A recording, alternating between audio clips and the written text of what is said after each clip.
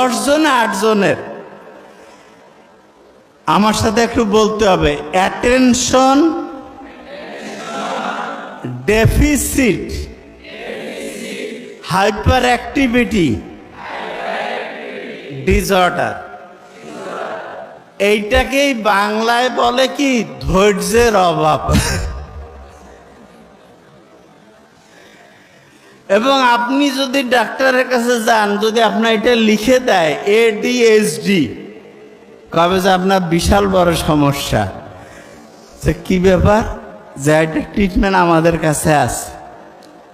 কি ট্রিটমেন্ট দিবে শুনেন, বলবে যে আপনি ঠিক রাতে এশার নামাজ যখন হবে তারপরে মোবাইল টোবাইলে দেখবেন না, ঘুমাবেন।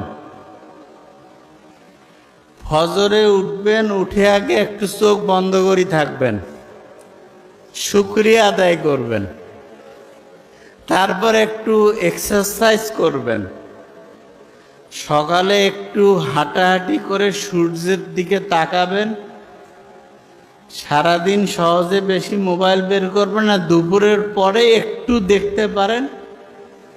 আর কোন সময় কি কাজ করবেন এটা ডায়েরি মেনটেন করে লিখে লিখে করবেন।